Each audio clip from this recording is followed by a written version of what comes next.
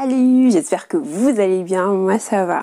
Alors je suis très contente de vous retrouver aujourd'hui pour cette nouvelle vidéo. La dernière fois j'ai parlé un peu des 5 choses qui m'ont choquée en France, mais je tiens quand même à parler de 5 choses qui m'ont agréablement fait du bien dans ce même pays. C'est parti!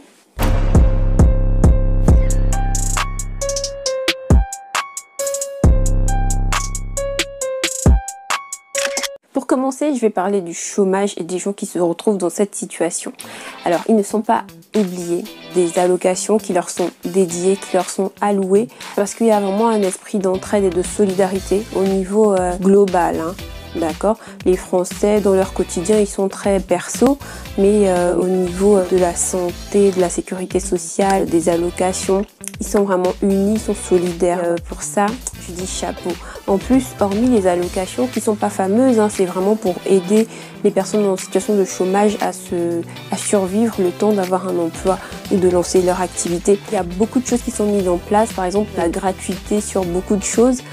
Par exemple les loisirs, je pense qu'il y en a beaucoup qui savent même pas qu'ils ont droit à ça. Pour aller visiter la Tour Eiffel, c'est gratuit pour eux, je crois dans les musées, tout ça, alors que les autres personnes payent, pour eux c'est gratuit. Enfin, l'accès à beaucoup de choses est gratuit pour les personnes en situation de chômage, justement pour leur faciliter la vie, parce que déjà c'est pas évident d'avoir perdu son boulot ou de ne pas en trouver, donc on va pas non plus te compliquer la vie au niveau des loisirs. Voilà, il faut que tu aies une vie sociale, il faut que tu sois capable de sortir aussi. Voilà. Tout a été pensé pour que les gens se sentent bien dans leur peau, bien dans cette situation malgré tout. Il y a le pôle emploi qui est là pour justement les accompagner afin qu'ils puissent s'insérer professionnellement.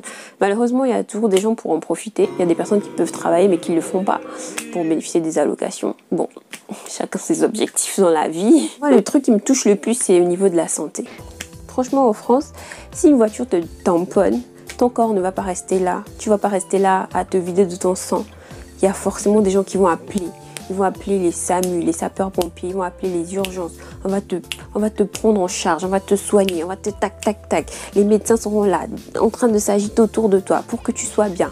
Les infirmières seront là à tes petits soins. Tout le monde se battra pour que tu sois en bonne santé. Je ne peux pas en dire autant pour le Gabon. Malheureusement, on n'a pas les mêmes moyens. Je préfère penser ça parce qu'au Gabon, quand tu vas à l'hôpital, la première chose qu'on va te demander, c'est l'argent. Ici, on ne te demande pas ça d'abord, on te soigne d'abord et après vous voyez. Et ici, normalement, tout le monde a une assurance au moins pour la santé. Au surplus, il y a des mutuelles. Quand on travaille, on cotise pour ça. Et pareil, les personnes au chômage ont droit à une aide médicale. Ils n'ont pas besoin de payer pour avoir ça. Tout est pensé pour que les gens soient en bonne santé et vivent le plus longtemps possible. Parce qu'il faut dire, c'est vrai, l'espérance de vie dépend de plusieurs facteurs. Mais normalement, quand vous avez un bon système de santé, les gens ont de plus grandes probabilités à rester le plus longtemps en vie. Et on le voit, le taux de mortalité ici, et par rapport à chez nous, il n'y a pas photo.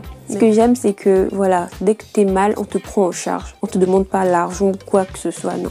On te prend en charge, on se bat pour que tu restes en vie. Au Gabon, on a déjà la CNAMJS, c'est l'assurance maladie. Mais malheureusement, il y a des professionnels de santé qui n'acceptent pas. Il y a des pharmacies qui n'acceptent pas. Enfin, je trouve qu'il n'y a aucune réglementation. Voilà, c'est où ça passe, où ça cache. Alors qu'ici, si tu as ta mutuelle, il n'y a personne qui va te refuser, tu vois. Ou alors, s'ils refusent, c'est précisé à l'avance. Voilà, tu ne vas pas te retrouver avec des frais à avancer ou des frais imprévus. On te dit, ici, on fait des dépassements honoraires. Enfin, tu le sais, quoi. Tu le sais d'avance, tu n'as aucune mauvaise surprise. Donc, niveau santé, chapeau à la France. Je pense que c'est les meilleurs dans le monde entier. Je pense que c'est les meilleurs au niveau des assurances et tout, parce que je sais que les meilleurs médecins sont à Cuba. Mais au niveau de l'assurance santé, je pense que la France est numéro 1 au monde. Après, si vous avez une information qui contredit ça, n'hésitez pas à le commenter. Voilà, je n'ai pas la science infuse.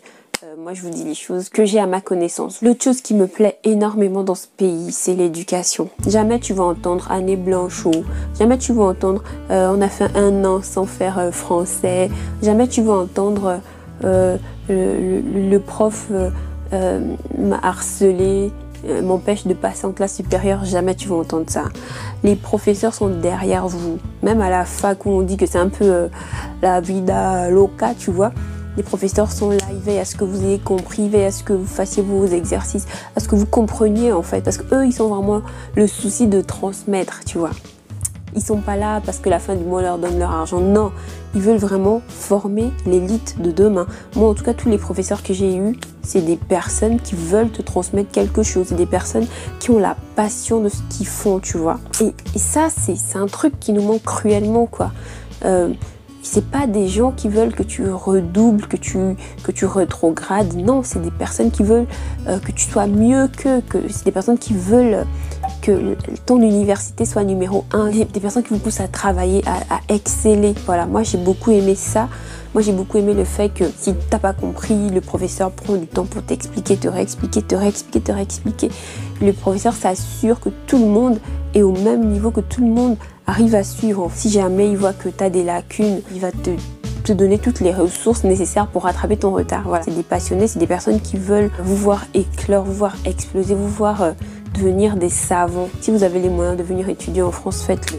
Parce qu'ils ont aussi un très bon système d'éducation, un très bon système éducatif, pas de grève intempestive. C'est vrai que ces derniers temps, voilà, tout le pays est un peu en crise, il y a des grèves par-ci par-là. Dans le système éducatif français, tu es sûr que tu apprends des choses, des choses dans culture générale, hein, j'entends. Parce que par contre, si tu veux connaître l'histoire africaine, faut pas compter sur les profs d'histoire français parce que ils vont te raconter autre chose, tu vois. Si tu veux connaître l'histoire africaine, il vaut mieux que tu ailles à la bibliothèque, tu lises des ouvrages de Cheikh Anta Diop, que tu ailles sur la page de Grandeur Noire. Mais en général, le système éducatif est très bien. Et vraiment, ceux qui échouent, je pense que c'est des personnes qui veulent échouer. Et en parlant de ça, parfois je vois les petits frères d'origine africaine, ils sont là, ils font n'importe quoi, ils gaspillent leurs études. Je les regarde, je me dis mince, toi là, si ton cousin qui est là-bas, qui prend la pirogue, qui passe par la Libye, qui passe par l'Italie, avait ta chance, mais il devait travailler, il devait devenir le président dans ce pays. Toi, tu as tout à ta disposition et tu fous rien. Maman, réveillez-vous quoi. Ayez pitié de vos mamans, les mamans font le ménage, les papas sont manœuvres, c'est compliqué et vous trouvez encore le moyen de gaspiller vos études. Non, prenez vos études au sérieux. Quand vous avez la chance, je dis bien la chance, de faire vos études en France, étudiez bien. Vaut mieux, moi je trouve qu'il vaut mieux apprendre ici qu'au pays. Ouais, au pays, je connais des gens qui, ça fait 2 ans qui contestent des résultats, mais il n'y a pas de suite. Ça fait 2 ans qu'ils attendent de soutenir. Il n'y a pas de suite. Tu perds 2 années de ta vie. 2 ans, c'est beaucoup. En 2 ans ici, tu as une licence 2. En 2 ans, tu valides ton master, tu vois.